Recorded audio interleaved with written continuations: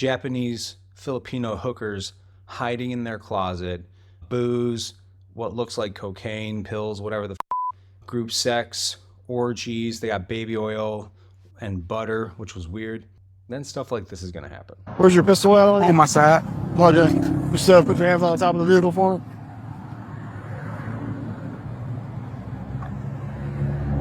I appreciate it, man, being very honest. Oh, yeah, all right. It's fun keeping for her.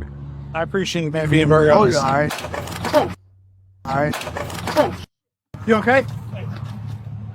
Put the gun down. Put down. One of the greatest qualities any man or any woman can possibly have, I think, is the ability to be self-accountable and self-reflective. And look, I get it. Not everybody is perfect by any means whatsoever, a long shot. But when you are a law enforcement officer, when you are somebody who is a responsibly armed and equipped citizen, concealed carry, or if you choose to open carry for whatever reason, you have a moral and ethical duty and obligation, and in some cases a legal obligation, to have a certain level of proficiency and competency and training and skill and knowledge and education. And that never goes away, because just like when you drive a vehicle, you are asking for the ability to operate or function machinery which can result in the death or disfigurement or great bodily harm of another person. Even more so because that's really the intention behind this piece of machinery to begin with. So cars are made for driving, but yes, they can be used as a deadly weapon. Guns are made for being deadly weapons. Now, if you do not choose to continue that training and constantly improve upon your skill set, because there is no stagnancy in nature, you're either growing or you're dying, which means regressing, well, then stuff like this is going to happen. And honestly, this is a very unfortunate and sad video. I hope that this gentleman is okay. I hope that this woman is never a cop again, ever. And she should go through like 400 hours of remedial training, but she'll probably be fired. And honestly, her supervisor needs about 400 hours of remedial training. In fact, I would go to say that whole department probably does. And that's just because of the actions based off of one officer in this video. Now, what do I mean by that? If you're ever getting inspected for something, I remember in the Marine Corps all the time, cleanliness of the room, field day, locker, stupid stamps on your uniform, IPs on your dress uniform in the Tuesday morning. The moment you start to find one little thing wrong about it, and this is why they did it, and this is why I understand it, there's more beneath the surface.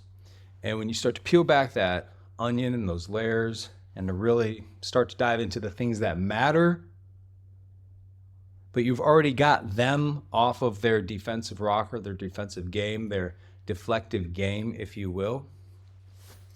They're start small, IP on piece of clothing. Turns into they've got Japanese Filipino hookers hiding in their closet, booze, what looks like cocaine, pills, whatever the group sex, orgies, they got baby oil and butter, which was weird. That's what it turns into. And that's a real story. That's not Joe just going off the cusp. That's real. So, this whole department, because of the actions based off one individual, because they're so highly incompetent, tells me that this entire department needs a serious reform and remedial training, and not from somebody internal to the department. This needs to be third party, guys. Probably not even law enforcement.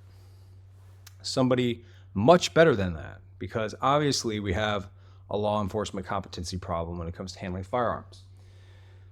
Her actions are so negligent and so incompetent that it only leads one to the conclusion immediately that this exists in this department because of the leadership, because of the people, because of the culture. Come to one of my training events, you join the university, we're out there in the field, we're at the gun range. You do something like this, and you already know you're gone. You touch the trigger in any form or capacity without your gun aimed at the target, you're gone.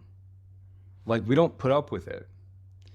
And so I just encourage you guys, I hope this guy's okay, but just remember what I'm about to say here before I show you this video. How you do anything in life is how you do everything. And I understand there are things where I am flawed for days, and it just sucks because you dig yourself into these holes, and then you really have to just prioritize on particular big hit items that will, take a lot of time, effort, and energy, but then they buy you a little bit on the back end. And then you almost have to like reinvest all that into a new problem set, something bigger and greater, which then takes you even further back, but then also forward more. But then again, you have to take that back end and continuously reinvest that time and that prioritization. And I definitely know time management is something I can get a lot better at. But my point to all this, guys, is that how you do anything is how you do everything. These are the dangers in life. This isn't a joke. Your life success, the story that you get to tell and leave behind, the way that your kids look at you and view you, that's up to you. And I just want to encourage everybody to make sure that it's the story that they want to be told and to be left behind. And it starts with the way that you do every little thing in your life.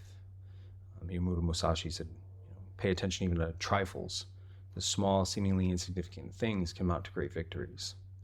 And that's the consistency and the persistence of the choices you decide to make daily to build the character of the person that you want to be and are becoming and are. All right. Hope this guy's okay. Where's your pistol at? On my side.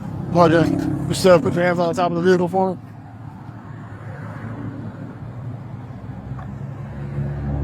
I appreciate it, man, being very honest. Oh, yeah. It's fun keeping me for I appreciate it, man, being very honest. Oh, yeah.